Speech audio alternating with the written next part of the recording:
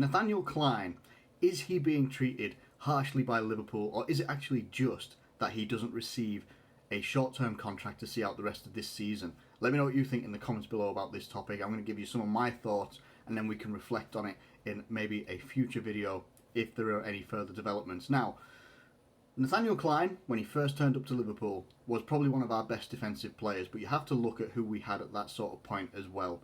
We weren't, we were coming off the back of, we had Glenn Johnson as a right back, and anybody that would have come in, even, I can't even think of a name right now, but anybody would have been an upgrade on Glenn Johnson at the point in his career where he was.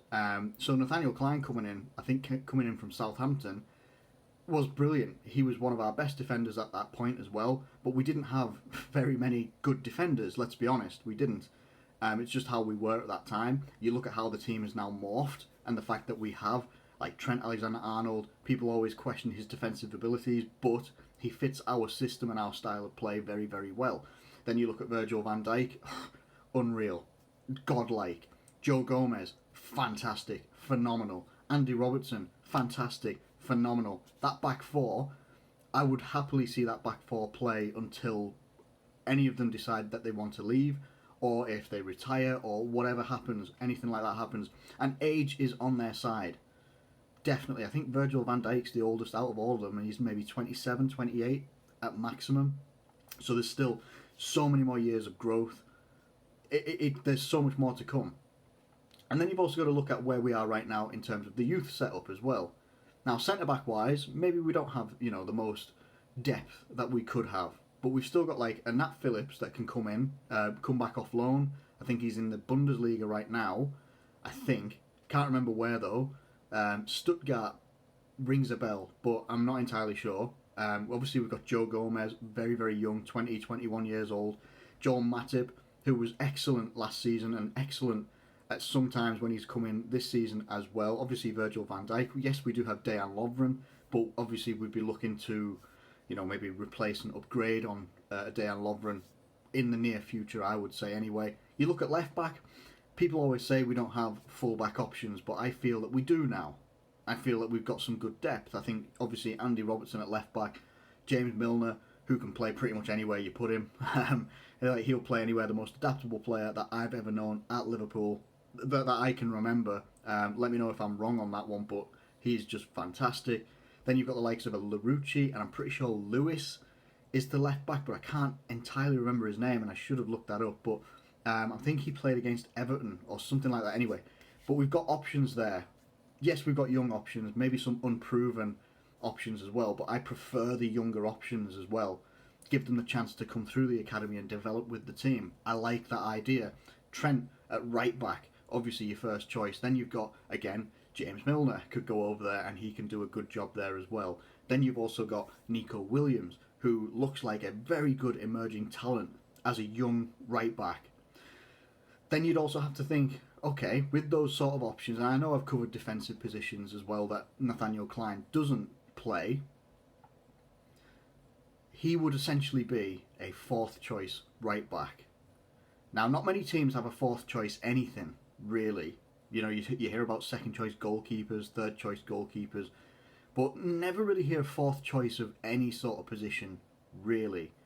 And I just feel that we've got so much more, we've got better cover, especially as these seasons have come and gone recently, that we've got better cover in the likes of having Nico Williams, who is very much in the mould of a Trent Alexander-Arnold, that you could essentially switch out Trent Alexander-Arnold for Nico Williams, and he won't do the same job, but you allow that talent to develop like we did with Trent when he came in, when Nathaniel Clyne was having all of his injury issues.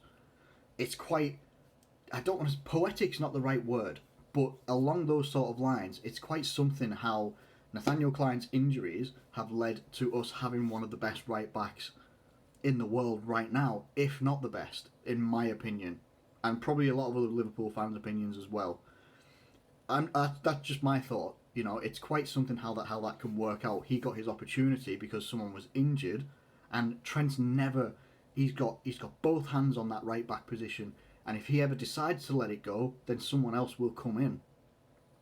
But I think that Nico Williams coming in behind him is going to be the perfect rotation player, because I think when he's come in and played for Liverpool in the first team, he's been nothing short of brilliant, eye-opening, and it gives us a lot of hope that actually, if something ever happens to Trent, if he gets injured, we've got someone there that can come in and do a good job and develop with us. Then also we've got James Milner, and I've said this before, James Milner is the most adaptable player that I've ever known, at Liverpool at least.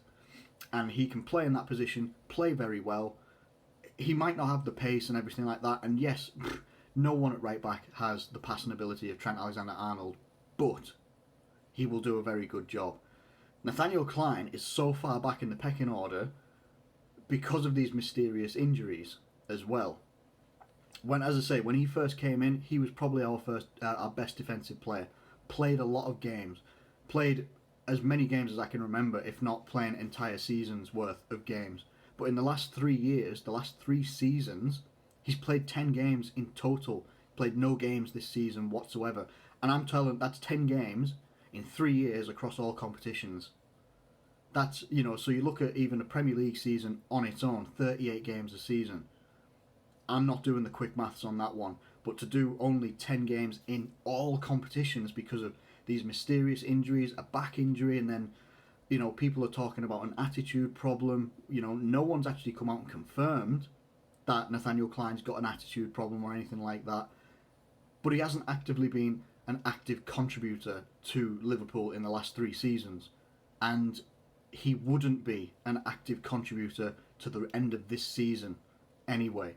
If the season had finished on time, when it would, if the coronavirus hadn't happened, Nathaniel Clyne wouldn't have played a part in any of those games whatsoever. So the fact that we've had a delay, and now obviously contracts are coming to an end on the 30th of June, and people are being a bit romantic about it and saying, just give him a contract so he can get a Premier League title on his name, get a Premier League medal and stuff like that. It's like, but for what? He hasn't been an active contributor, which is why I don't feel bad about them not offering him a contract. I'm very cut and dry like that. That is just how I am. A lot of people aren't. They think it's unfair. Some people are calling it disgusting that he's not being offered a contract by Liverpool, but the cut and dry of it is, he hasn't been an active contributor for a long, long time.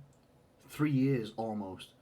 10 games in total over 3 years. That's all he has done. Hasn't played any in any competition this season. So why would then they go and give him a short-term contract? People bring up Adam Lallana. But Adam Lallana has been an active contributor. Scored a goal against Man United to make sure that we drew that game, didn't lose that game early on in the season. He's been an active contributor, and he comes out with a fantastic attitude. Yes, he knows his time at Liverpool is coming to an end, but he knows his role. He wants to do what he can to help the team over the line, whether it's on the pitch, off the pitch, behind the scenes, in training. He knows his role, he's willing to do it, and he will get them over the line for the Premier League title if we can do it, and he will do whatever role is asked of him. When was the last time anyone ever actually heard words out of the mouth of Nathaniel Clyne? Ever. I don't remember. I don't know what he sounds like. And I'm not even joking. I don't remember the last time he spoke words. So for me, I don't feel it's harsh. I don't feel that Nathaniel Clyne's being treated harshly. Some people may disagree with that. They might. And they say, oh, it's nothing just to give him a short-term contract to see out the season. It's like, but what for? He's not an active contributor. Hasn't been all season. Barely has been over the past 3 seasons. And he wouldn't have played a single game if the season had finished when it was meant to anyway. So I think that we need to get over this romantic idea of just like, oh, let's just give him a contract and he can get a Premier League medal. If they don't want to do it, I'm totally fine with it. I would have been irked if it was Lallana didn't get a contract extension, because he's been an active contributor and you can see the qualities and leadership that he brings and his experience as well. I would have been irked by that massively. But I'm not with the Clyne. And I'll be totally honest with you, and this is going to sound harsh. Until this was all brought up on social media and stuff about Nathaniel Clyne not being offered a contract extension, I'd forgotten about Nathaniel Clyne. And that does sound harsh, and I don't like that, but that's just being honest. I had forgotten about Nathaniel Clyne at Liverpool. And that's really harsh. It is. I'll admit that. It sounds harsh. I don't like saying it. I don't. The thought of saying that you've forgotten about someone just doesn't sit right. But that's just the honest truth that I've got in me. So let me know what you think in the comments below. Anyway, and hey, we are like 4 days away from the Premier League starting again now. So we'll be ramping up the previews. I'm going to be doing previews for every single game, and hopefully try and do a review sort of video as well when the match weeks have ended as well. But hey, let me know what you think on this topic as well. But I'm going to get out of here for the weekend. Hope you have a good weekend. Catch you later. Take care of yourselves. Be safe.